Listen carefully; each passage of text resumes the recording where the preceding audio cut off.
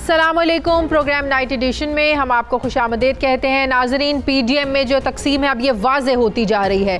जहां एक तरफ कराची वाक़े पर पाक फ़ौज की तहकीकात और एक्शन को पाकिस्तान पीपल्स पार्टी और पीडीएम की क़यादत की जानिब से सराहा जा रहा है, वहीं मियां नवाज शरीफ की जानिब से इस इंक्वायरी रिपोर्ट को रिजेक्ट कर दिया गया है, मुस्तरद कर दिया गया है। एक तरफ बिलावल भुट्टो जरदारी के नज़दीक जमहूरी तरीक़ेकार यही है कि जो भी गलती हो उसकी तहकीकात हो और मुतल्लिका अफराद के खिलाफ एक्शन लिया जाए। इस तरह के एक्शन से इदारों की साख में इजाफा होता है, जबकि मियां नवाज शरीफ के नज़दीक कराची वाक़े की इंक्वायरी रिपोर्ट असल हक़ाइक़ पर पर्दा डालने की एक नाकाम कोशिश है। खुद को बचाने के लिए वो कहते हैं कि जूनियर अफसरान को कुर्बान करने की ये रविश काबिल मज़म्मत है। एक तरफ नवाज शरीफ इंक्वायरी रिपोर्ट को रिजेक्ट कर रहे हैं, लेकिन दूसरी ही तरफ मुस्लिम लीग नून के रहनुमा इंक्वायरी रिपोर्ट को पब्लिक करने का मुतालिबा कर रहे हैं। शाहिद खाकान अब्बासी के मुताबिक इंक्वायरी रिपोर्ट नहीं आई बल्कि खुलासा आया है। रिपोर्ट में कहा गया है कि कुछ अफसरान ने जज्बात में आकर आईजी को अगवा कर लिया। आईजी के अगवा की रिपोर्ट को पब्लिक होना चाहिए वरना इबहाम रहेगा, जबकि ख्वाजा आसिफ के नज़दीक इंक्वायरी रिपोर्ट नतीजा खेज होती तो यह मुस्बत कदम होता। अफसरान के खिलाफ इंक्वायरी पब्लिक की जाए तो नवाज शरीफ के अदम इत्मीनान का अजाला हो जाएगा। सियासी तज्जियाकारों के नज़दीक मुस्लिम लीग नून को इंक्वायरी रिपोर्ट पब्लिक करने का मुतालिबा करने से पहले रिपोर्ट को तस्लीम करना चाहिए, क्योंकि जब नवाज शरीफ ने इंक्वायरी रिपोर्ट को ही रिजेक्ट कर दिया तो फिर पब्लिक करने का क्या फायदा। कराची वाक़े की इंक्वायरी रिपोर्ट पर अपोजिशन के रद्द-ए-अमल के बाद शिबली फराज ये समझते हैं कि बिलावल भुट्टो जरदारी का इंक्वायरी रिपोर्ट पर इत्तफाक और नवाज शरीफ का ना इत्तफाक करना पीडीएम की तकसीम का एक सबूत है। अब उन्हें दूसरे के बाद एक तीसरे मिसाक की भी जरूरत पड़ेगी। जिस तहरीक की कोई समत ना हो, कोई नजरिया ना हो, इसका कोई मुस्तकबिल नहीं। हुकूमत ऑपोजिशन के नए मिसाक का मजाक उड़ा रही है, मगर ऑपोजिशन जमातें मुल्क में हकीकी जमहूरियत के लिए नए मिसाक को तैयार करने के लिए संजीदा नजर आ रही हैं। ये अलग बात है कि मिसाक जमहूरियत भी एक संजीदा कोशिश थी, जिसे खुद मुस्लिम लीग नून और पीपल्स पार्टी की क़यादत के इक़दाम ने एक मजाक बना दिया था। अब 1973 के आइन की मौजूदगी में नए मिसाक की तश्कील बजाते खुद एक मजाक महसूस होती है। ज़मीनी हक़ाइक़ ये बताते हैं कि जिस हकीकी जमहूरियत के दर्द में ऑपोजिशन तड़प रही है, आज इसी जमहूरियत की सबसे बड़ी अलामत समझे जाने वाली पार्लियामेंट से ऑपोजिशन भाग रही है। गिलगित बल्तिस्तान की आवाम से नए सूबे का क्रेडिट लेने वाली ऑपोजिशन ने कौमी सलामती के उमूर पर अस्करी क़यादत की ब्रीफिंग लेने से इनकार कर दिया है, जिसमें गिलगित बल्तिस्तान को सूबा बनाने के हवाले से सियासी क़यादत के जो तहफ़्फ़ुज़ात थे उनको दूर करना था। ऑपोजिशन के इसी गैर संजीदा रवैये की वजह से स्पीकर कौमी असम्बली को पार्लिमानी रहनुमाओं का आज जो इजलास बुलाया हुआ था उसको मुलतवी करना पड़ा। सवाल ये है कि क्या ऑपोजिशन जमातों ने पार्लिमानी रहनुमाओं के इजलास में शिरकत ना करके गिलगित बल्तिस्तान के अवाम की तौहीन की है। मुल्क में जारी एहतसाब की अगर हम बात करें तो आज लाहौर की एहतसाब अदालत ने मनी लॉन्ड्रिंग रेफरेंस में शहबाज शरीफ और हमजा शहबाज समेत 10 मुल्ज़मान पर फर्द जुर्म आयद कर दी है, जबकि दूसरी जानिब नवाज शरीफ बार बार तलबी के बावजूद अदालत में पेश नहीं हो रहे हैं, मगर बीमार नवाज शरीफ की इस्टेब्लिशमेंट मुखालिफ सियासत मुकम्मल तंदुरुस्ती के साथ चलती हुई नजर आ रही है। नवाज शरीफ का यही बयानिया इमरान खान को बड़े बड़े जलसे करने का एक भरपूर मौका भी फराहम कर रहा है। सवाल ये है कि क्या ऑपोजिशन का नया मिसाक नवाज शरीफ का इस्टेब्लिशमेंट मुखालिफ बयानिया ही होगा? इस पर मैं बात करूंगी। मुझे ज्वाइन किया है सीनियर रहनुमा Pakistan peoples party barrister Aitzaz Ahsan साहब ने। अस्सलाम वालेकुम, बहुत बहुत शुक्रिया। एतजाज़ साहब, नवाज शरीफ ने कराची वाक़े की जो इंक्वायरी रिपोर्ट आई है, बिलावल भुट्टो ने उसको सराहा है, पीडीएम की दूसरी जमातें उसको अप्रिशिएट कर रही हैं, लेकिन नवाज शरीफ उसको रिजेक्ट कर रहे हैं। लेकिन पैरेलल आप देखें, मुस्लिम लीग नून के दूसरे रहनुमा कह रहे हैं कि भाई रिपोर्ट को आप पब्लिक करें। बात यह है आपका लीडर रिपोर्ट को मान नहीं रहा, तो फिर पब्लिक करने का क्या फ़ायदा? एतजाज़ एहसन साहब। हाँ, ये तो एक मखमसा सा है, सवालिया निशान ज़रूर है इस पे कि जिस रिपोर्ट को आपने देखा नहीं उसको आप रिजेक्ट कर रहे हैं। हाँ। बिलावल चेयरमैन बिलावल ने और पीपल्स पार्टी ने तो सही मेरा ख्याल है पोजीशन ली है, और वो पोजीशन बुनियादी तौर पे ये है कि हमने खैर मकदम किया इस बात का कि फ़ौज ने अपने लोगों पे का कोई एहतसाबी अमल किया है और उस पे कुछ एक्शन लिया है, और एक्शन जो लिया है वो उसमें उन्होंने ये बताया है कि कौन कौन से अफसरान को उन्होंने अपने ओहदों से और मौजूदा तैनातियों से हटा दिया है। अब इसके बाद हम तो ये कहते हैं कि रिपोर्ट जो है वो आनी चाहिए, क्योंकि अभी उन्होंने इंक्वायरी फर्दर करनी है जो GHQ ने करनी है। तो एक पहले से ज़्यादा मुस्बत इकदाम है ये। फौज ने पहले तो कभी फौज क्या सिविलियन ने भी कभी इंक्वायरी हुई, कोई कंप्लीट हुई मॉडल टाउन के वाक़े में जिसमें 14 लोग काम आए, या वो साहिवाल वाला वाक़या जो 2 बच्चे जिंदा रह गए और माँ बाप को मार दिया पुलिस ने। यहाँ पुलिस की इंक्वायरी नहीं होती तो फौज की इंक्वायरी कौन करने वाला है और करवाने वाला। पर हम ये तवक्को ज़रूर करते हैं कि हमें और कौम को और पार्लियामेंट को कम से कम इसमें तफसील में इसकी शेयर की जाएगी। जब GHQ की भी इंक्वायरी हो गई, इस इंक्वायरी की भी जो कोर कमांडर ने की है वो भी उसकी भी जो है वो शेयर करनी चाहिए। तो आप समझते हैं कि इस इंक्वायरी रिपोर्ट के आने के बाद पाकिस्तान पीपल्स पार्टी ने अपने ताई सिंध हुकूमत ने जो इन्वेस्टिगेशन एक टीम बनाई थी इन्वेस्टिगेटिव, उसकी कोई अब वैल्यू नहीं है? उसकी रिपोर्ट आए ना आए कोई फर्क नहीं पड़ेगा? नहीं, उसकी तो वैल्यू होगी, वो तो IG के और पुलिस के हवाले से ज़्यादा होगी ना। ये फ़ौज के हवाले और रेंजर्स के हवाले से थी, उनके बाबत और उनकी निस्बत थी। मेरा ख्याल है सिंध हुकूमत को देखना पड़ेगा कि IG का क्या किरदार था, या दूसरे जो पुलिस वाले सिविलियन उनके मातहत हैं उनका क्या किरदार था, उनमें से कौन किसने ठीक सही अमल किया, किसने नहीं किया। और आपको याद होगा, आपको पता ही है कि चेयरमैन जाके IG के घर पहुंचे और पुलिस की जो फोर्स सूबाई फोर्स है उसके साथ वो खड़े पाए गए और हौसला उन्होंने बढ़ाया। तो अब लेकिन उनके में भी कोई ऐसे होंगे जिन्होंने मतलब है गलत काम में शायद हिस्सा लिया हो, तो सिंध गवर्नमेंट को भी अपनी इंक्वायरी जारी रखनी चाहिए। और उसके तो अच्छा, इस इख्तलाफ पर अब PDM में 2 साथ चलने वाली जमातें, एतजाज एहसन साहब, नून लीग, पाकिस्तान पीपल्स पार्टी, अब एक रिपोर्ट को वेलकम कर रही है, एक तो मान ही नहीं रही है। तो इस पर कोई तकसीम तो नहीं पैदा हो जाएगी, इख्तलाफ तो नहीं ज़ाहिर पैदा हो जाएगा? अब चलना आप लोगों ने एक साथ है, एक ही प्लेटफॉर्म पर चलना है। इसमें यकीनन तो नफाक तो आया है और इत्तफाक नहीं है इस बारे में दोनों जमातों के, बिल्कुल जाहिर है। अब इसको ये किस तरह रिजॉल्व करते हैं इस इशू को, ये दोनों जमातों को मेरा ख्याल कर लेंगे। बुनियादी तौर पे अगर निशाना इमरान खान ही रहते हैं तो फिर इस मामले से शायद नजरें हट जाएं। वो ये सीरियस मामला था, एक IG के अगवा होने का इल्ज़ाम और फिर एक लीडर के दरवाजे को तोड़ने का इल्ज़ाम। ये सीरियस मैटर्स हैं, इनको। चौधरी साहब, PDM का निशाना कौन है, इमरान खान या इस्टेब्लिशमेंट, फौज, इस्टेब्लिशमेंट, ये इदारे? क्योंकि अब तो नया मिसाक ही इसलिए बनने जा रहा है, अभी तजावीज़ आनी है, भाई नाम लेना है, नहीं नाम लेना है, या सिर्फ इदारे को टारगेट करना है, नाम लेकर टारगेट नहीं करना है। समझ में नहीं आ रही है PDM का टारगेट क्या है। इमरान खान के खिलाफ तहरीक चलाने निकले हैं, इस हुकूमत को गिराने निकले हैं, या इदारों को टारगेट करने निकल रहे हैं? समझ नहीं आ रही। लगता है PDM ने अपनी समती बदल ली है, नया मिसाक बनाने की ज़रूरत क्यों पेश आ रही है?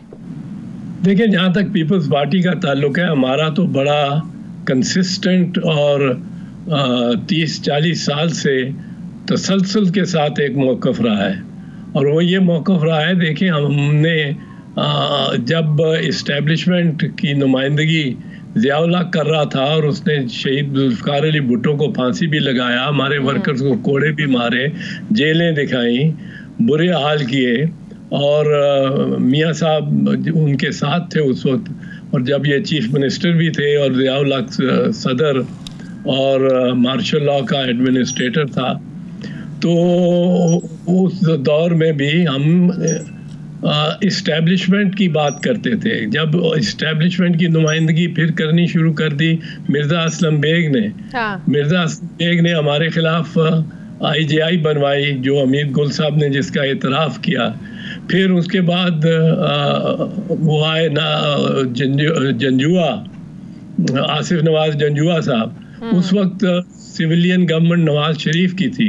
नवाज शरीफ की कोई शिकायत थी उनके साथ, पर उनको बड़ी शिकायत यकीनन थी क्योंकि उनकी बेगम ने उनके मरने के बाद, जनरल के मरने के बाद एक FIR भी करवाई थी कि इन्होंने मेरे शौहर को जहर दे के मारा है। उसके बाद वहीद काकड़ आए। वहीद काकड़, अब वो नाम, अब ये नाम क्या है? वो इस्टेब्लिशमेंट तो चलती जा रही है ना तसलसल से। वहीद काकड़ के साथ भी ना बनी, जहांगीर करामत आ गए, उनके साथ भी ना बनी। उसके बाद मुशर्रफ आ गए। मुशर्रफ ने इन सब को गिरफ्तार कर लिया, सारे खानदान को, और सारे उनसे जिला वतनी का मायदा करके, NRO करके आप बाहर चले गए। तो ये नामों में क्या है? हम तो कहते हैं फोकस करते हैं, नाम कोई भी हो, नाम अगर लेना है, मियाँ साहब ने कमर जावेद बाजवा साहब का तो बेशक लें, पर ये याद रखें उनको मुकर्रर भी आपने ही किया था, और उनको फिर एक्सटेंशन भी आपने वोट दे के एक्सटेंशन दी थी, और वो एक्सटेंशन दिए भी कोई ज्यादा अरसा नहीं गुजरा। तो नाम लेना, ऐसा तो नहीं हो सकता कि प्लेटफॉर्म एक हो, स्टेज एक हो, एक तरफ से इदारों को टारगेट किया जा रहा और नाम लेकर, और दूसरी पार्टी अपने आप को डिस्टेंस करने की कोशिश कर रही है। तो नहीं हो सकता। जिम्मेदारी आप नहीं समझते? फिर तो उस स्टेज पर खड़ी उन 11 जमातों की होगी जो बात नवाज शरीफ करेंगे, नून लीग करेगी। नहीं, हमारा जो मैंने जैसे अर्ज किया मौक़िफ़ बड़ा कंसिस्टेंट है। हमारे खिलाफ जब general Mirza Aslam Beg chief of army staff थे, हमारी पहली गवर्नमेंट थी, और हमारे खिलाफ वो उन्होंने इक़दामात किए जिनका इतराफ़ किया गया बाद में, और बड़ा हमने तो कोशिश की कि फ़ौज को साथ रखें उस गवर्नमेंट में पर्टिकुलरली। लेकिन वो अब पर वो एक इस्टेब्लिशमेंट है ना, एक सोच है जिसमें ये शख्सियात आती जाती हैं, ढलती जाती हैं, चलती जाती हैं। शख्सियत अशफाक परवेज़ कियानी हो, या राहिल शरीफ हो, या कमर या बाजवा हो, ये एक तसलसल है हमारे नज़दीक। इसलिए हम नाम लेने की इतनी अहमियत नहीं समझते। नाम लेने से महसूस होता है कि अगर इनकी जगह कोई और बैठ के ये किरदार करना शुरू कर दे तो वो मुनासिब होगा, या वो ताबेदारी शुरू कर दे शरीफ खानदान की, वो मुनासिब होगा। तो फिर नए मिसाल में क्या तय होना है? पीपल्स पार्टी की क्या तजावीज़ है? मैं इससे अभी तक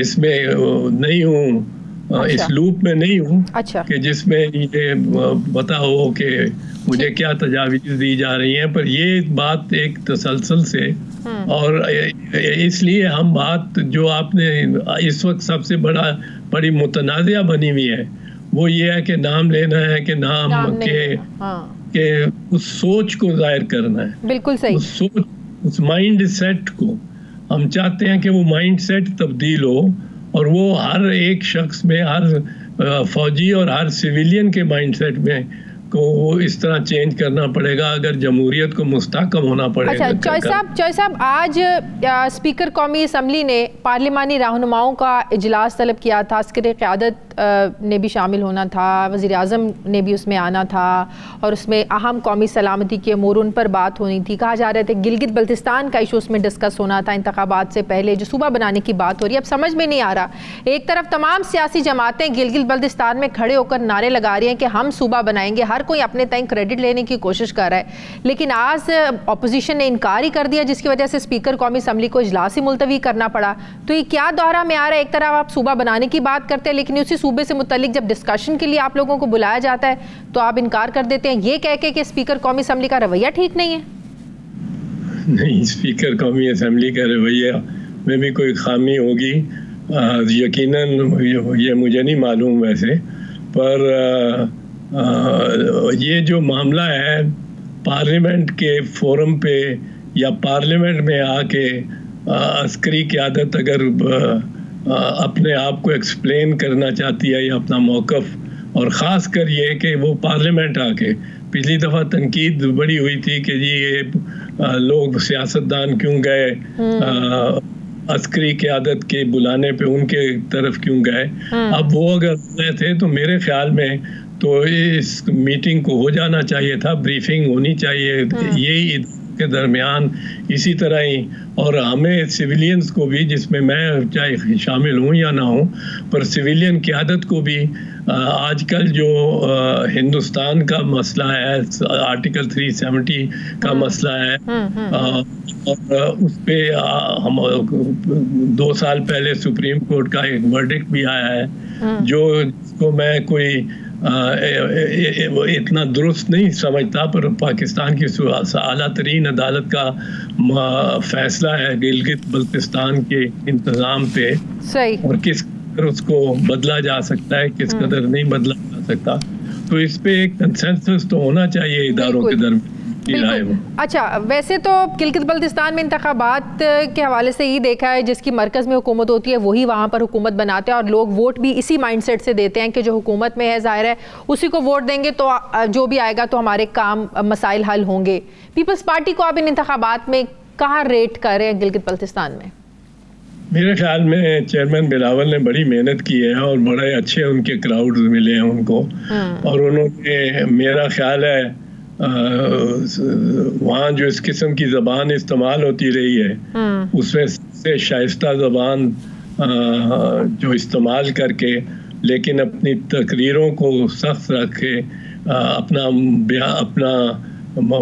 ये जो मौक़िफ़ है वो पेश किया है, वो चेयरमैन बिलावल ने किया है। और मेरे ख्याल है पीपल्स पार्टी के सबसे ज़्यादा चांसेस हैं इस मामले में, इस इलेक्शन में। पर एक चीज़ मैं कहता जाऊँ आपकी तरफ साराना तौर पे, मुझे बड़ी खुशी हुई इस बात पे कि जहाँ बड़ी हीटेड डिबेटें और आपको उठा के निकाल देंगे, वो मरियम बीबी कहती हैं उठा के निकाल दो ये हमें किसी भी कोई भी वज़ीर आज़म हो, खुद नवाज शरीफ हो, हम इनके साथ खड़े हो गए थे जब इमरान खान इनको उठा के निकालना चाहते थे, वो कर सके ना कर सके अलग बात है।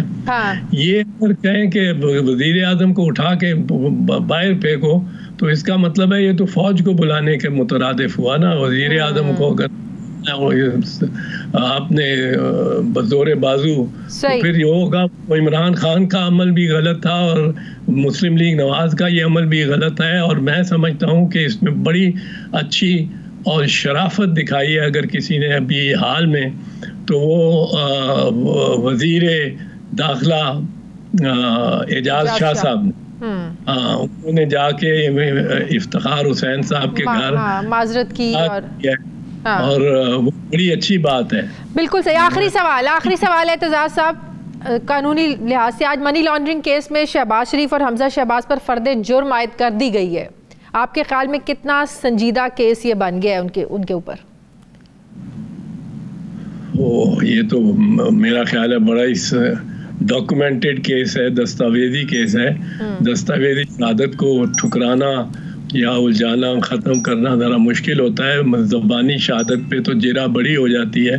पर जो टेलीग्राफिक ट्रांसफ़र, अगर मिसाल के तौर पे अगर ऐसा वाकई है कि टेलीग्राफिक ट्रांसफ़र से कोई फ़र्ज़ कीजिए 70 करोड़ रुपया आज सुबह ट्रांसफ़र होता है टेलीग्राफिक ट्रांसफ़र से, यानी एकदम क्लिक करके लाहौर से लंदन, और शाम को वो ही 70 करोड़ रुपया पाउंड की शक्ल में वो आ जाता है मेरे अकाउंट में या मेरे बेटे, तो वो तो बड़ी मुश्किल है। और इस किस्म की बहुत सारी ट्रांजैक्शंस बताई जा रही हैं। उनके पीछे तो मनी ट्रेल भी तो क्या है कि वो उधर गया है, उधर से गया है। वो इकोनॉमिक रिफॉर्म्स एक्ट एक पास किया था, उसके तहत था कि जो फॉरेन करेंसी भी जो भी जिस तरह भी जिस शक्ल में भी वो पाकिस्तान आती है उसको कोई पूछ ही नहीं सकता, कोई पूछ पुछाड़ है ही नहीं। तो उसके फायदा उठाते हुए आपने उस वक्त तो चाहे लीगल करने की कोशिश की, पर उसकी मनी ट्रेल देना तो लाजमी है ना कि वो पैसा बना कहाँ से, वरना वो मनी लॉन्ड्रिंग बन जाएगा, वो तो मनी लॉन्ड्रिंग होगी। ठीक है, बहुत बहुत शुक्रिया, बहुत शुक्रिया। पाकिस्तान पीपल्स पार्टी माहिर कानून बैरिस्टर एतजाज़ अहसन साहब मेरे साथ थे। नाज़रीन, मुझे प्रोग्राम में एक ब्रेक लेनी है, वापस आते हैं छोटे से वक्फे के बाद।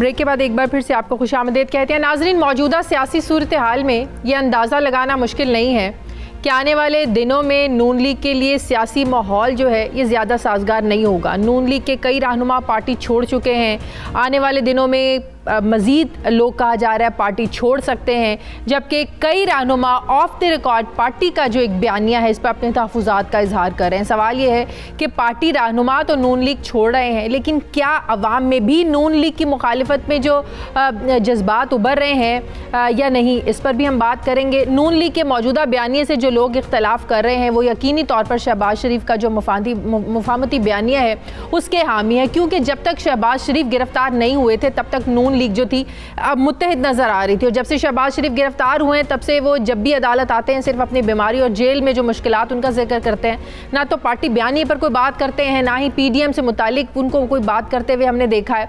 पार्टी बयानी पर शहबाज शरीफ की खामोशी को फिर क्या समझा जाए।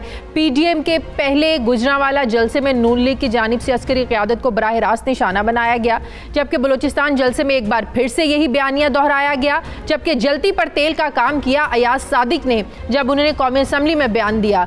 इस बयानिए की पूरी एक सीरीज हुई, जिसके बाद पीडीएम को दोबारा से एक नए मिसाक की तलाश है। पीपल्स पार्टी और एएनपी पीडीएम के प्लेटफॉर्म से सिर्फ पीडीएम का मौक़िफ़ देना चाहती हैं, ना कि नून लीग का, जबकि जो नून लीग है ये अपने सख्त बयानियों को जमहूरी और आईनी करार दे रही है। लेकिन नून लीग कैसी जमहूरियत चाहती है जिसमें अपने ही रहनुमाओं की बात नहीं सुनी जाती, अपनी ही जमात की ख़वातीन कारकुनान के साथ बैठना गवारा नहीं किया जाता, लेकिन अवाम में वोट को इज्जत दो के नारे ज़रूर लगवाए जाते हैं। क्या ये कौल व फ़ेल में तज़ाद नहीं है? हम सवाल ये भी है कि अगर नून लीग ने अपने बयानिए में नरमी नहीं पैदा की तो नून लीग को इसका कितना जो है ना वो नुकसान खमियाजा भुगतना पड़ सकता है। मैं इस पर बात करूंगी। मुझे ज्वाइन किया है साबिक रहनुमा मुस्लिम लीग नून जनरल रिटायर्ड अब्दुल कादिर बलोच साहब ने। अस्सलाम वालेकुम, बहुत बहुत शुक्रिया जनरल साहब आपका। जनरल साहब, आपने बहुत से प्रोग्राम्स में भी बताया, प्रेस कॉन्फ्रेंस में भी बता चुके क्या वजूहात थी, लेकिन मेरा सवाल इस हवाले से मुख्तलिफ है पार्टी आपके छोड़ने के हवाले से कि फ़ौज के साथ ताल्लुकात के हवाले से नून लीग का एक तल्ख माजी रहा है, उसके बावजूद आपने पार्टी का हिस्सा रहे, आपने पार्टी ज्वाइन की, ख़ासतौर पर जब से नवाज शरीफ नाअहल हुए उसको लेकर इस्टेब्लिशमेंट के खिलाफ जो एक बयानिया लेकर चल रहे थे वो आज तक वही बयानिया है, बल्कि उसमें मजीद सख्ती आ गई है। लेकिन अब ऐसी क्या नौबत आ गई, ऐसा कौन सा पॉइंट था जिसने आपको पार्टी छोड़ने पर सोचने पर मजबूर कर दिया कि अब इस पार्टी के साथ चलना जो है वो मुमकिन नहीं रहा, पार्टी को छोड़ना ही आपके लिए बेहतर है? जी जनरल साहब, क्यों इतनी देर कर दी आपने पार्टी छोड़ने में? जी, पहली बात यह है जो आपका जवाब मैं देना चाहता हूं कि Muslim League Noon right from the beginning फौज के मुखालिफ रही है। तो इसका सिर्फ मैं आपको ये बात बता दूं कि जनरल राहील शरीफ जो है ना मियां मोहम्मद नवाज शरीफ साहब के चुनाव थे, जनरल कमर जावेद बाजवा जनाब प्राइम मिनिस्टर नवाज शरीफ साहब के चुनाव थे। आज से 7 महीने पहले कमर जावेद बाजवा साहब की एक्सटेंशन का केस आया था, हमारी पार्टी तमाम पार्टियों से लीड लेके अनकंडीशनल हमने सपोर्ट किया था, और वो एक कानून को जो कि कमर जावेद बाजवा स्पेसिफिक था। तो अगर ये आपकी ये बात टोटली गलत साबित हो जाती है जिसमें आप ये कह रहे हैं कि नून लीग या मियां नवाज शरीफ जो है ना वो फौज के मुखालिफ थे और उस टीम का हिस्सा मैं क्यों रहा, आपके सवाल का जवाब हुआ ये रह गया। जहां तक अपना राणा साहब का, राणा साहब बिल्कुल सही कह रहे हैं, ऑल पार्टीज कॉन्फ्रेंस में जो बयानिया मुस्लिम लीग का था मैं उस बयानिया के साथ था।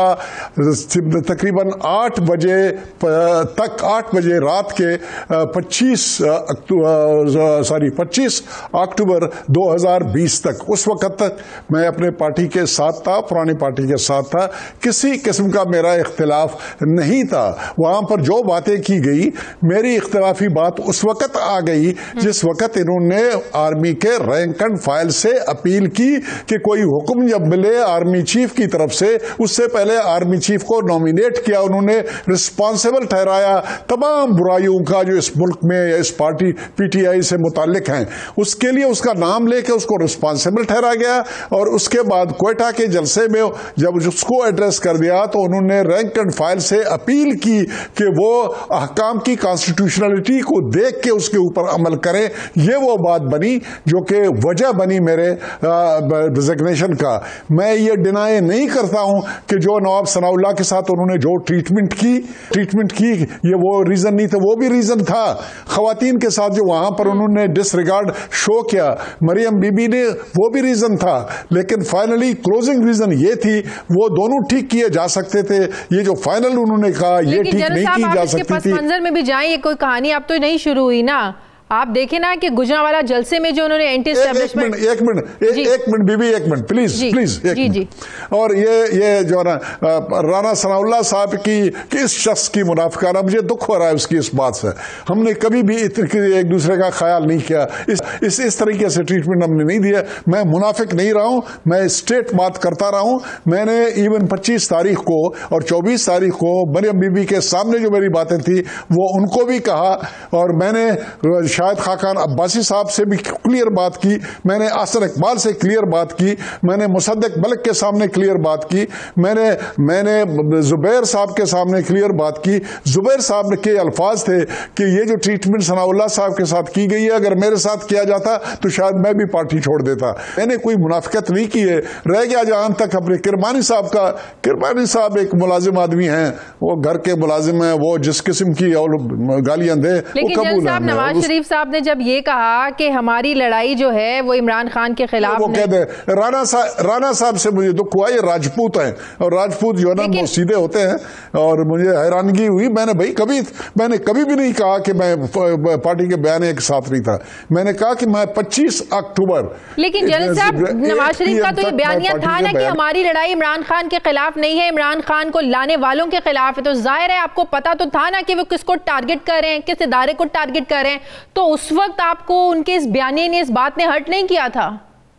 बिल्कुल ठीक, लेकिन नाम लेके नहीं कहा गया। एस्टेब्लिशमेंट की बात वहां पर जिस वक्त आल पार्टीज कॉन्फ्रेंस हुआ था, वहां पर लफ्ज एस्टेब्लिशमेंट इस्तेमाल की गई और एस्टेब्लिशमेंट का जो है ना नाम इस्तेमाल किया गया कि वो लाने वाले हैं, और उसमें फिर उन्होंने काफी लोगों को इंक्लूड किया। मैं तो उसकी बात भी मैं नहीं कर रहा हूं। मैं ये जो अपील थी, जो उन्होंने रैंक एंड फाइल को अपील किया, वो बड़ी खतरनाक चीज है। वो पूछ डालती है, बगावत पे उकसाती है, और जब बगावत हो फौज में तो फौजें तबाह हो जाती है, मुल्क तबाह हो जाते हैं। सही। जनरल साहब, आप बड़े अहम ओहदों पर फाइज रहे हैं। आप कोर कमांडर गुजरांवाला रहे हैं, कोर कमांडर कोयटा रहे हैं, डीजी रेंजर सिंध रहे हैं, बड़े अहम ओहदों पर आप फाइज रहे हैं। तो क्या ये समझा जाए कि नवाज शरीफ के इस बयानिए के बाद उस इदारे का भी कहीं ना कहीं आपने प्रेशर लिया, या आप पर प्रेशर था कि अब हद हो गई है, अब आप पार्टी को छोड़ें, या आपने खुद से ये फील किया और पार्टी छोड़ी आपने? वो प्रेशर था आप पे? उस वक्त मैं ईमानदारी वाली बात कर रहा हूं, वो तल्ख घूंट मैं पीता रहा आखिर तक। हाँ। जब बिल्कुल स्पेसिफिक्स में बात आई, जब उन्होंने कहा कि कमर जावेद बाजवा साहब आप रिस्पॉन्सिबल हैं, कमर जावेद बाजवा साहब फलान चीज के लिए आप रिस्पॉन्सिबल है, कमर जावेद बाजवा साहब आप हैं, यहां पर आके मेरी बर्दाश्त तकरीबन जवाब दे गई थी।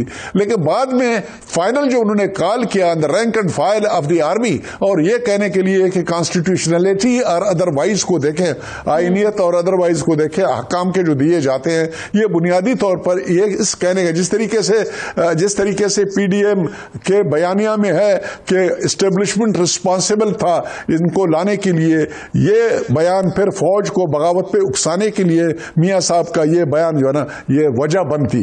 और मैं उस टीम का अगर हिस्सा रहता, मेरा तो सब कुछ फौज था, मुझे फौज ने जगह पे पहुंचाया, नहीं तो मेरे बारे में तो राय ये जो क्या नाम है किरमानी साहब वाली है, कौन से तोप में बिल्कुल मुफाहमत हो सकती थी, सुलह हो सकती थी, रिकंसिलिएशन हो सकती थी अगर उधर से इनिशिएट किया जाता, नून लीग की क़यादत की तरफ से अगर आपसे कोई राब्ता किया जाता। देखिए ये बाकी जहां तक नवाब सनाउल्लाह के साथ ट्रीटमेंट का ताल्लुक है, रिकंसिलिएशन हो सकती थी। जहां पर दूसरा वाकया जो मैंने वर्कर्स के कन्वेंशन की बात की, वहां पर जो बिहेवियर सामने आया उसमें बिल्कुल रिकंसिलिएशन हो सकती थी, कोई ऐसी मसला ऐसी बात नहीं है। लेकिन जब जो ये फाइनल बात आई, फौज को बगावत पे उकसाने वाली कार्रवाई, ये वो चीज है जो कि अभी बयानिया बन चुका है पीडीएम का, ये पीपल्स पार्टी का। मैंने पहले बात पीडीएम का, ये बिलावल साहब ने ये बात की है, जरदारी साहब ने ये बात की है, वो अपना एएनपी की तरफ से ये बात आई है। एजेंडा मुझे कोट किया गया है और एजेंडा पॉइंट बना है 14 तारीख के लिए, जब ये बैठेंगे पीडीएम के सरबराहान या जो भी है, और वो फैसला करेंगे। जलसों में जब ये बयानिया चलता था नून लीग की तरफ से, तो जरा जाहिर है आप बेहतर बता सकते हैं, आप तो हिस्सा रहे ना, पाकिस्तान पीपल्स पार्टी के इस पर तहफुजात रहते थे। इवन के बिलावल भुट्टो ने तो एक इंटरव्यू में कह दिया था कि मुझे तो धचका लगा था सुनकर जब नवाज शरीफ ने फौजी सरबराहान के नाम लिए। पीपल्स पार्टी का क्या रिएक्शन होता था, क्या रद्द-ए-अमल होता था? ये ऑल पार्टीज कॉन्फ्रेंस में वहां पर ये जब बात सामने आई कि क्या लफ्ज इस्तेमाल करना चाहिए लाने वालों के लिए, क्यों नाम लेना चाहिए नहीं लेना चाहिए वगैरह, वहां पर बिलावल साहब की तरफ से ये पॉइंट आया, पीपल्स पार्टी की तरफ से भी पॉइंट आया, बाकी लोगों की तरफ से भी पॉइंट आया कि इसमें डायरेक्टली कोई रेफरेंस नहीं देना चाहिए, बल्कि एस्टेब्लिशमेंट का लफ्ज इस्तेमाल करें। ये इत्तेफाक हुआ था मैं उस पार्टी में। आप तो जाहिर है आप भी खुलकर सामने आ गए, सनाउल्लाह ज़ाहरी भी खुलकर सामने आ गए, क्या आप समझते हैं कि पार्टी में और लोग भी ऐसे हैं जो इस तर्ज अमल पर, इस बयानिए से इत्तफाक नहीं करते, वो पार्टी छोड़ना चाहते हैं लेकिन अभी वो फैसला नहीं कर पा रहे? देखिए मैडम, मैं अपने बारे में बात कर सकता हूं, किसी और के बारे में बात नहीं कर सकता हूं। मैं किरमानी साहब नहीं हूं कि मैं इस तरह से कोई रेफरेंस पास कर लूं जब मेरे पास इंफॉर्मेशन नहीं है। मैंने अपनी बात बता दी, मैं बुनियादी तौर पर एक सोल्जर हूं, एक सिपाही हूं। मैं जो कुछ भी था फौज की वजह से था, जो कुछ हूं फौज की वजह से हूं, जो कुछ होना है आइंदा फौज की वजह से होना है। मैं सोच भी नहीं सकता हूं कि आर्मी चीफ के खिलाफ मैं कोई चीज बर्दाश्त कर लूं। उसकी वजह यह है कि आर्मी चीफ रिटायर्ड और सर्विंग के सबके चीफ होते हैं, और हमारी रेजिमेंटल अफेयर में हमारे बलोच रेजिमेंट के कर्नल इन चीफ है। कर्नल इन चीफ हमारे सरबराह होता है तमाम रिटायर्ड सर्विंग बलोच रेजिमेंट के रैंक एंड फाइल का, वो एक ताल्लुक है, और उसकी बुनियाद के ऊपर मैंने अपना रिएक्शन दे दिया। बाकी मैंने कोई कभी खुरदने की कोशिश नहीं की, न मालूम करने की कोशिश की कि कौन साथ है और कौन नहीं है। मेरे अपने सूबे के 20 के करीब तकरीबन अजला के वो प्रेसिडेंट्स ने ऑलरेडी रिजिग्नेशन अपने सबमिट किए हैं, उनके जनरल सेक्रेटरीज ने, वो पार्टी वहां से वाइप आउट हो चुका है। वो दूसरी बात है हमारे सूबे का, इसका नतीजा इलेक्शन जब होगा फिर पता चलेगा। ये जो तोपों शोपों की बात कर रहे हैं, ये इनको पता चलेगा कि हम ये तोप निकल गए तो इनके पास कितनी बड़ी तोप आ गई। जलसा मेरा आखिरी सवाल, कहा जा रहा है कि आपकी तरजीह है पाकिस्तान पीपल्स पार्टी को ज्वाइन करना। इस हवाले से क्या कोई इस्लामाबाद में आपकी किसी शख्सियत से मुलाकात भी हुई है इस हवाले से, पीपल्स पार्टी ज्वाइन करने के हवाले से? टोटली गलत है ये बात कह देना कि इस्लामाबाद में पीपल्स पार्टी से रिलेवेंट कोई बातचीत हुई है नहीं हुई है। यह समय इन्होंने अप्रोच किया है, इसमें कोई शक नहीं है। आसिफ जरदारी साहब ने वहाँ पर बात की है नवाब सनाउल्लाह ज़ाहरी से, ताज़ियत करते हुए उनको इनवाइट किया था, और फिर इन्होंने प्रॉपरली एक डेलीगेशन भेजा हमारे पास जो कि सरबराही में था बलूचिस्तान मुस्लिम पीपल्स पार्टी के सदर के, और वो आए मेरे घर में। उन्होंने इनविटेशन बिलावल भुट्टो साहब की तरफ से, जरदारी साहब की तरफ से हमें दी, और हमने कहा कि हम उसके ऊपर गौर करेंगे, अपने साथियों से मशवरा करेंगे। हमारा सूबा बहुत बड़ा है और इनको बुलाने की ज़रूरत है, उनके मामले को रखने की ज़रूरत है, और अभी भी हम यही कह रहे हैं कि हम सोचेंगे, देखेंगे। पीपल्स पार्टी या कोई भी पार्टी हो, ये सियासी फैसले अगर इंडिविजुअल नहीं करते हैं, हुकूमती पार्टी पीटीआई भी हो सकती है क्या? जी, जहां तक मेरे जात का ताल्लुक है, sorry, PTI is not the party that I could be thinking about, ये मैं आपको बता दूं, क्योंकि ये पार्टी मुकम्मल तौर पर फेल हो चुकी है, इनके लीडर में विजन नहीं है, ये एक टीम बनाने में नाकाम हो गए, टीम बनाने में नाकाम हो गए, मईशत तबाह हो गई है और माशी मसाइल इनसे हल नहीं हो पा रहे हैं। बाकी जो कुछ भी करें वो एक ऐसी चीज है जो कंट्रोल से निकल गया है, और ये बेरोजगारी और जो है ना, इसने बहुत बहुत शुक्रिया। मुस्लिम लीग नून के साबिक रहनुमा जनरल रिटायर्ड अब्दुल कादिर बलोच साहब मेरे साथ थे। मुझे नाज़रीन प्रोग्राम में एक ब्रेक लेनी है, ब्रेक के बाद जब वापस आएंगे साबिक वज़ीर आला बलोचिस्तान सनाउल्लाह ज़ाहरी साहब हमारे साथ होंगे। वापस आते हैं एक छोटे से वक्फे के बाद।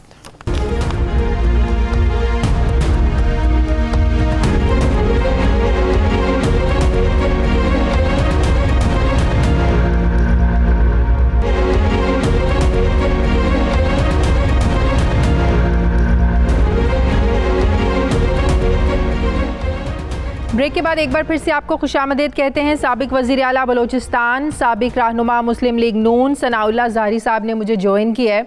अस्सलाम वालेकुम, बहुत बहुत शुक्रिया सनाउल्लाह साहब आपका। सनाउल्लाह साहब, आप वज़ीर आला बलोचिस्तान रह चुके मैडम, हैं। आप ठीक हैं? जी, thank you very much, thank you very much. जी, आपने बलोचिस्तान में नून लीग को चलाया है, समझ में नहीं आती सिर्फ एक स्टेज पर ना बिठाना इतना बड़ा मसला बन गया, या इसके पीछे आप भी समझते हैं कि कोई और वजूहात है? जनरल अब्दुल कादिर बलोच साहब तो कहते हैं कि एक फ़ौज के खिलाफ जो एक बयानिए में एक शिद्दत आ चुकी थी, ये एक बहुत बड़ी वजह बनी उनकी पार्टी छोड़ने की। आपकी पार्टी छोड़ने की वजह सिर्फ ये कि आपकी पार्टी ने कदर नहीं की, आपको उस स्पेशल दुबई से बुलाया गया कि आपने जलसे में शरीक होना है, पार्टी क़यादत ने कहा नहीं होना, जिसकी वजह से जनरल कादिर बलोच साहब भी इससे नाराज़ हुए। क्या सिर्फ यही वजह थी कि स्टेज पे जगह नहीं मिली आपको? नहीं जी, ये वजह नहीं थी। बिल्कुल जैसे जनरल साहब ने कहा कि जो वजूहात थी, बिल्कुल जो बयानिया था मियाँ साहब का, वो बिल्कुल हमारी जो है अलग होने की वजूहात बनी। और जिस तरह गुजरांवाला में उन्होंने या उससे पहले नाम ले लिया, बाद में उन्होंने नाम लेकर, शायद गुजरांवाला में ही नाम लेकर जो उन्होंने जो इदारों को जो है उन्होंने बात शुरू की, इदारों का नाम लेना शुरू किया, उनके सरबराहों का नाम लेना शुरू किया, तो उस पे जो है हमारी रिजर्वेशंस थी और हमने कहा कि इस तरह नहीं होना चाहिए। और पहले भी पीपल्स पार्टी भी इस बात पे कह चुकी है कि हमने कहा था कि इस्टेब्लिशमेंट में तो बहुत सारे लोग आते हैं, ब्यूरोक्रेसी भी आती है उसमें, सीनियर और भी लोग आते हैं, और भी सीनियर जो है जनरल वगैरह हैं वो भी आते हैं। सिर्फ आप टारगेट करके जो फौज के दो इदारे हैं, ISI के चीफ का नाम और फैज़ हमीद का नाम लेना, सॉरी ISI के चीफ का नाम फैज़ हमीद का नाम लेना और आर्मी चीफ का नाम लेना कि उन्होंने ये किया, उन्होंने वो किया, उन्होंने वो किया। तो मैं समझता हूं कि पाकिस्तान में अगर फौज नहीं होगा तो पाकिस्तान भी एक बहुत बड़ी बहरान में होगा। आपको नहीं लगता फैसला करने में देर होगी? नवाज शरीफ ने जब ये अपना बयानिया शुरू किया था कि हमारी लड़ाई, नवाज शरीफ ने जब ये कहा कि हमारी लड़ाई इमरान खान से नहीं है, उनको लाने वालों के खिलाफ है, तो आपको नहीं लगता तब समझ जाना चाहिए था? आप उस वक्त ये इंडिकेशन, ये इशारे समझ नहीं पाए कि नवाज शरीफ साहब की समत क्या है? नहीं जी, हम ये समझ रहे थे कि जी वो इस्टेब्लिशमेंट कहता है, इस्टेब्लिशमेंट का जैसे मैंने कहा उसमें बहुत सारे एलिमेंट्स आते हैं, इस्टेब्लिशमेंट में बहुत सारे एलिमेंट्स आते हैं। लेकिन जब मियाँ साहब ने टारगेट करना शुरू किया आर्मी चीफ को और ISI के चीफ को, तो उस पर सबको तशवीश हुई। इवन उसके जो इत्यादी है इस वक्त PDM के, उनको भी तशवीश है इस मसले पे कि भाई नाम लेके नहीं कहना चाहिए, और इससे जो है मामला बढ़े, फिर बढ़ते बढ़ते फिर आखिर में वो आगे और भी बहुत सारे मामला आ गए। लेकिन बेसिकली मसला यही था कि हमारी रिजर्वेशन ये थी कि इस तरह नहीं होना चाहिए। एक ही इदारा पाकिस्तान में बचा है, वो है फौज का इदारा। जब उसको ही आप टारगेट बना के जो है ख़त्म करने की कोशिश खुदा नख्वास्ता करेंगे या वो करेंगे, तो यहाँ पर 2000 से 2015 तक हमने जो दहशत गर्दी देखी है, बलूचिस्तान में हमने जो दहशत गर्दी देखी है, वो खुदा नख्वास्ता अगर दोबारा यहाँ पर आ गई तो यही आर्मी था उन्होंने मुकाबला किया उसका। अगर आर्मी को हम कमजोर करेंगे तो इस मुल्क को ही कमजोर करेंगे। चलिए, ये तो एक बहुत बड़ी वजह है, लेकिन दूसरी वजह ये भी तो है ना कि आपके ज़ाहिर है सरदार अख्तर मेंगल से जो इख्तलाफात वो उनको तरजीह दी उन्होंने अपने पार्टी वर्कर की बजाय मुस्लिम लीग नून की क़यादत ने, ये भी तो एक वजह है ना। मैं बिल्कुल पार्टी जी ये भी वजह है, मैं पार्टी वर्कर भी हूँ, मैं सूबाई सदर भी रहा हूँ, साबिक चीफ वजीर आला भी रहा हूँ। तो कोई अपने वर्कर के साथ इस तरह नहीं करता है कि जी आप दूसरे के लिए अपने पार्टी के कमर पे जो है हथौड़ा मारे और उसकी कमर कोई तोड़ दें और खुद दूसरे को जो है वो करके, वो तो ये तो नवाज शरीफ का हम शुरू से ही ये रहा है। नवाब अकबर खान बुख्ती के साथ उन्होंने यही किया। हमारे दूसरे जितने सीनियर दोस्त है, सीनियर पॉलिटिशियन, बलोच पॉलिटिशियन है, उनके साथ भी उन्होंने यही किया। और सारे हमारे दोस्त, मेरा हल्का अहबाब जो है बड़ा वसी है और हम जो है हमारे जितने सरदार है, नवाब है, वो सब मियाँ साहब से खाइफ थे और मुझे कहते थे कि गलत आपने फैसला किया और मियाँ साहब आपको किसी वक्त भी जो है आपको जलील करके छोड़ देंगे। और वही हुआ। चले वो हम बर्दाश्त कर लेते हैं, जो वो हम बर्दाश्त कर लेते। कादिर बलोच साहब जो है ना वो नवाज शरीफ को आपके घर लेकर आए, तो आज 10 सालों के बाद कहीं आज रिग्रेट होता है कि इतना टाइम आपने उस क़यादत के लिए, उस पार्टी के लिए ज़ाया कर दिया जिसने आपकी कदर ही नहीं की, आज कुछ अफसोस होता है? जी बिल्कुल रिग्रेट होते हैं, हमें बिल्कुल को अफसोस होता है, कैसे नहीं होगा बीबी। और दूसरा ये है कि हमने वो भी हम बर्दाश्त कर लेते, लेकिन जब एक ही इदारा पाकिस्तान में बचा है, बाकी इदारों का तो आपने देखा है क्या हाल है, PIA का क्या हाल है, स्टील मिल का क्या हाल है, दूसरे इदारों का। पाकिस्तान में ऑर्गेनाइज्ड एक ही इदारा बचा है। कल जो IG का जो मसला था उसको आर्मी चीफ ने जिस खुश असलूबी के साथ सॉल्व किया है, अगर उस पर कोई और कमीशन बिठाया जाता तो सालों साल मेरा ख्याल उसका फैसला न होता। तो और सरहदों पे भी वो लड़ रहे हैं, यहाँ पर भी दहशतगर्दी के खिलाफ भी वो लड़ रहे हैं। तो सियासी बातें आदमी सियासी तरीके से करता है। देखें ये चीजें नहीं होती हैं बाहर बैठ के नवाज शरीफ जो बयानियां लेकर चल रहे हैं वही बयानियां जमीयत उलमा इस्लाम के अलावा बलूचिस्तान नेशनल पार्टी को आप देख लें, पश्तूनख्वा अवामी मिली पार्टी नेशनल पार्टी का भी है। तो आपको लगता है कि नून लीग की क़यादत समझती है कि इन पार्टीज के पास ज़्यादा स्ट्रीट पावर है, इसलिए उन्होंने उन पार्टीज के साथ चलना मुनासिब समझा जो उनके बयानिए की हाँ में हाँ मिला रही हैं? देखें जी, स्ट्रीट पावर सबके साथ है। स्ट्रीट पावर में अगर मुस्लिम लीग अपने लोगों को मुनज़्ज़म करे तो उनके पास भी स्ट्रीट पावर है, लेकिन स्ट्रीट पावर का ये मतलब नहीं है कि आप मुल्क को ही कमजोर करने पे तुल जाएं, मुल्क को ही कमजोर करें आप। इस पे तो कोई भी मुहिब वतन जो है वो एग्री नहीं करेगा। आप जो है इनका जो बयानिया है, अब मियाँ साहब इनका बयानिया 70 साल 72 साल से यही बयानिया है। मरियम बीबी ने ये भी कहा है कि पार्टी छोड़कर जाने वाले लोटों का घेराव करें। उन्होंने कारकुनान को ये भी कहा है, तो पार्टी तो आप लोगों ने भी छोड़ दी है। जी नहीं जी, वो हमारे लिए उन्होंने नहीं कहा, बहरहाल हमारे लिए अगर कहा होगा उधर पार्टी में अब उनके लिए, मरियम बीबी के लिए कुछ भी नहीं बचा है। और हम ऐसे लोग नहीं हैं, अल्लाह ताला के फजल से बाइज्जत लोग हैं। हम अपने आप को बहुत बड़े लोग समझते हैं।